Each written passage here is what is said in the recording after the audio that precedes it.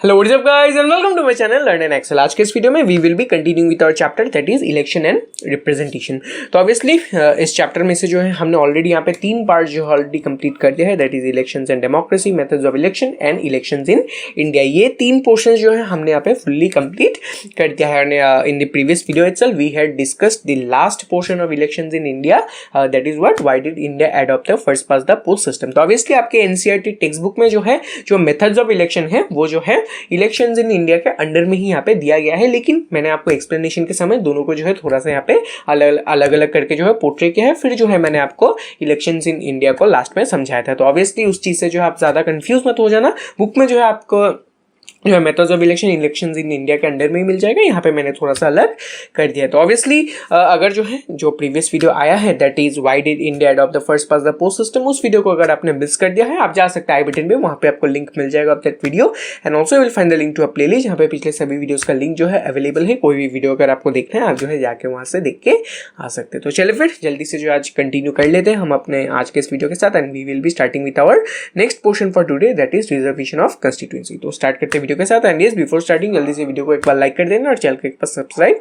कर देना। So let's begin.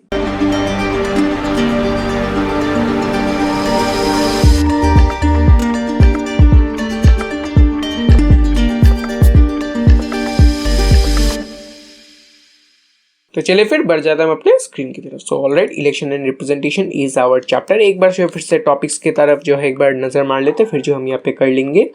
Alright, तो यहाँ से जो है अगर हम देखते चले जाए, इलेक्शंस इन डेमोक्रेसी खत्म, मेथड्स ऑफ इलेक्शंस खत्म, इलेक्शन इन इंडिया हमने यहाँ पे पिछले वीडियो में खत्म कर लिया। आज हम यहाँ पे स्टार्ट करेंगे reservation of constituency. This is our 4th part. ठीक है, तो चलिए देखते हैं यहाँ पे जो है आपको क्या देखने को मिलेगा। Let's see.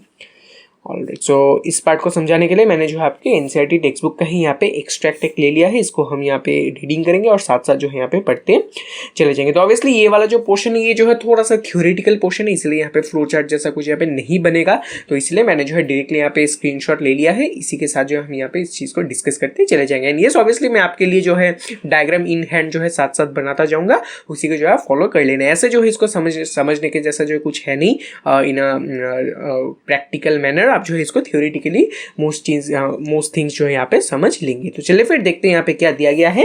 So our topic for today reservation of constituencies. तो पढ़ लेते हैं। We have noticed that in the FPTP election system, the candidate who secures the highest vote in a particular constituency is declared elected. This often works to the disadvantage of the smaller social groups. This is even more significant in the Indian social context. We have had a history of caste-based discrimination in such a social system.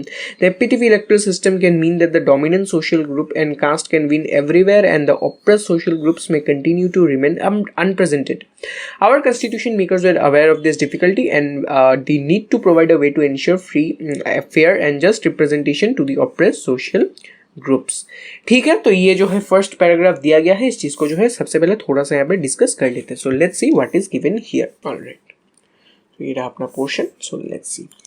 तो obviously पिछले videos में जब मैंने आपको discuss किया we had discussed about the methods of election. Methods of election में से हमने क्या कंक्लूड किया? Finally the FPTP system is the final system that was been adopted for India. Reasons मैंने पिछले वीडियो में ही आपको बता दिया।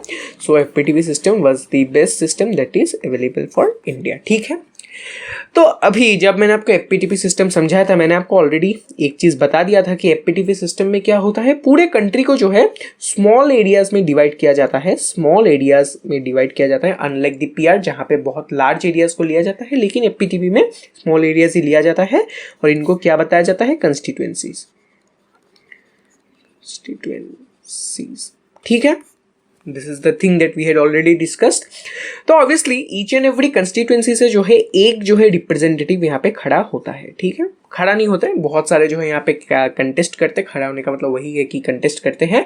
A lot of candidates contest, लेकिन फाइनली सिर्फ जो है एक ही रिप्रेजेंटेटिव जो है यहाँ पे जीतने जो है वाला है और उस पर्टिकुलर कंस्टिट्यूएंसी को जो है असेंबली में या फिर पार्लियामेंट में रिप्रेजेंट करने वाला है। ठीक है, तो एक रिप्रेजेंटेटिव मिलने वाला है। टोटल यहाँ पे ऑब्वियसली इंडिया के केस में 543 बन जाता है।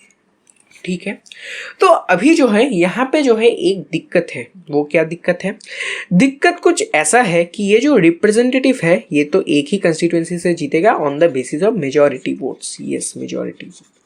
एक कंस्टिट्यूएंसी से जो है जब ये रिप्रेजेंटेटिव जीतने वाला है, इसका मतलब क्या है, he will be winning on the basis of majority. Yes obviously majority vote जब उनको मिलेगा तब जो है वो यहाँ से जीत जाएगा। पीआर सिस्टम का बात यहाँ पे एकदम ही छोड़ दीजिए कि वहाँ पे मेजोरिटी का मतलब क्या था, वो सब जो है आप दिमाग में से निकाल लीजिए। अभी जो है सिर्फ यहाँ पे एपीटीपी पे फोकस कीजिए।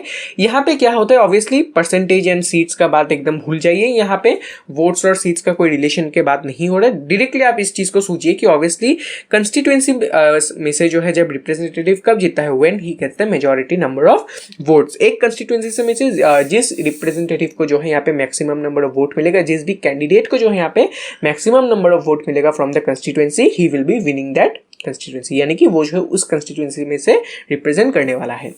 तो obviously when we are talking about the word majority, तो यहाँ पे एक जो है रिस्क जो है इमर्ज होता है। What is the risk?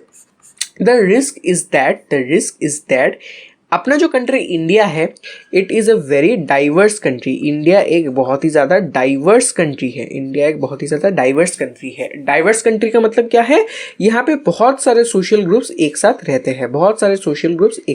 हैं एंड ऑब्वियसली इनका जो नंबर है वो जो है ऑब्वियसली सेम नहीं है। कुछ यहाँ पे मेजॉरिटी में है, कुछ यहाँ पे माइनॉरिटी में है। ये जो सोशल ग्रुप्स है, दे आर आइदर माइनॉरिटीज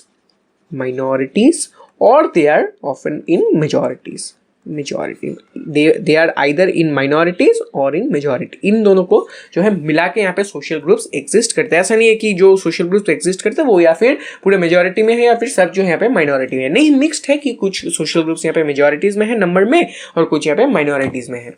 तो अभी यहाँ पे प्रॉब्लम यही पे जो है इमर्ज हो जाता है कि कुछ सोशल ग्रुप्स यहाँ पे माइनॉरिटीज में एग्जिस्ट करता है और ऑब्वियसली क्योंकि डाइवर्स कंट्री है अपने इंडिया, तो बहुत सारे सोशल ग्रुप्स है और कुछ सोशल ग्रुप्स यहाँ पे माइनॉरिटीज में एग्जिस्ट करता है।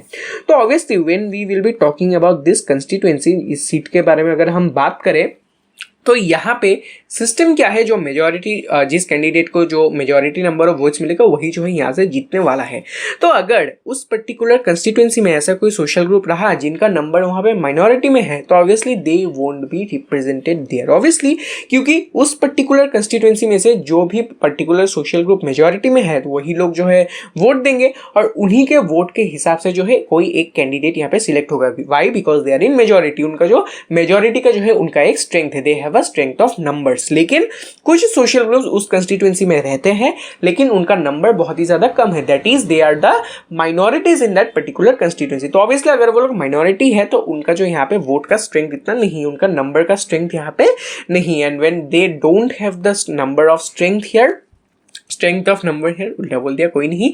And if they don't have the strength of numbers here, FPTP system में जो है उनका यहाँ पे रिप्रेजेंट होना थोड़ा सा डिफिकल्ट बन जाता है। ऑब्वियसली क्योंकि एफपीटीपी में हम क्या करते हैं, we just follow the majority thing. जिस भी कैंडिडेट को मेजॉरिटी मिला वो जो है यहाँ पे सीट्स जो सीट है उसमें से जीत जाएगा। तो ऑब्वियसली अगर कोई ग्रुप माइनॉरिटी में है तो वो जो है अपने हिसाब से कैंडिडेट चूज नहीं कर सकता। तो ये जो है एक बहुत ही बड़ा दिक्कत यहाँ पे इमर्ज हो गया है because of the FPTP system. क्योंकि देखिए बहुत ही सिंपल सा चीज है, इंडिया एक बहुत ही डाइवर्स कंट्री है, बहुत सारे सोशल ग्रुप्स एक साथ जो है रहते हैं।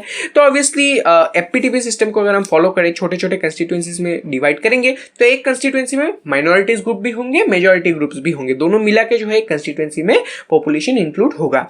तो उस पॉपुलेशन में से ऑब्वियसली कुछ माइनॉरिटीज है, कुछ मेजॉरिटीज है, लेकिन जो कैंडिडेट वहां से सिलेक्ट होगा it will be selected only on the preference of the majority group, क्योंकि वो लोग नंबर में ज्यादा है तो ऑब्वियसली उनके हिसाब से जो है जो रिप्रेजेंटेटिव है वो यहाँ पे सिलेक्ट होने वाला है और कहीं ना कहीं जो माइनॉरिटीज ग्रुप है वो यहाँ पे सप्रेस हो जाएंगे। तो यही जो है एक बहुत ही बड़ा दिक्कत आ गया है ऑफ द एफपीटीपी सिस्टम। तो यहाँ पे फर्दर क्या दिया गया है, let's see what is further mention here.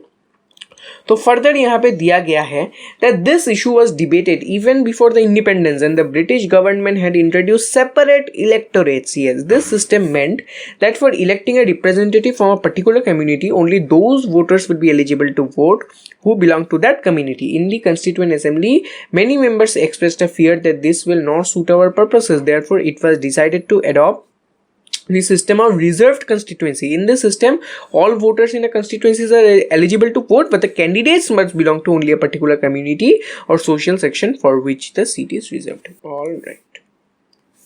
तो यहाँ पे अभी तो दिक्कत आ गया है भाई कि एक कंस्टिट्यूंसी में से जो है माइनॉरिटीज़ में रहते हैं, एक कंस्टिट्यूंसी में माइनॉरिटीज़ भी मिलेंगे, मेजॉरिटीज़ भी मिलेंगे।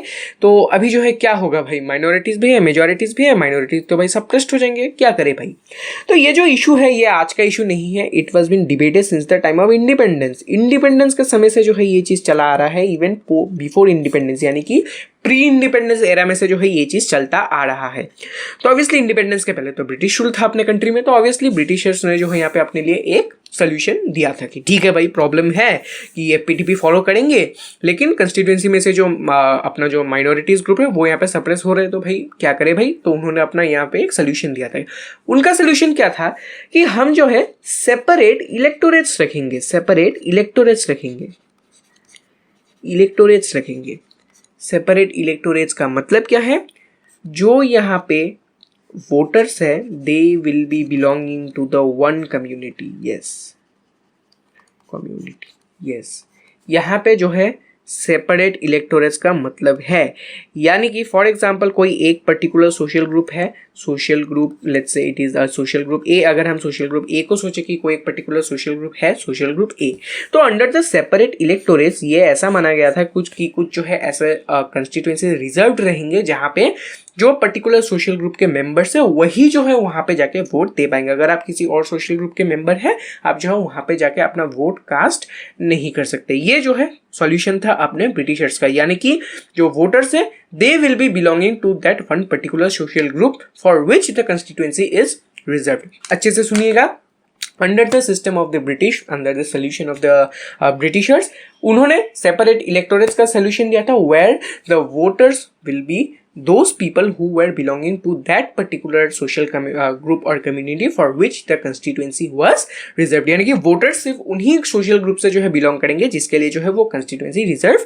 किया गया है, और कोई भी और जो है कोई भी अदर सोशल ग्रुप के मेंबर जो है उस पर्टिकुलर कंस्टिट्यूएंसी में जाके वोट कास्ट नहीं कर सकते। ठीक है, ये था अपने ब्रिटिशर्स का सोल्यूशन।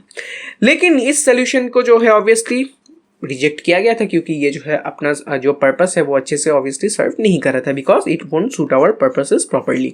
तो इसको जो है इवॉल्व करके जो है एक अच्छा सा जो है और बेटर फॉर्म में जो है पुटअप किया गया, and more better and evolve form was adopted, that is the system of reserved constituencies, reserved constituencies, yes reserved constituencies.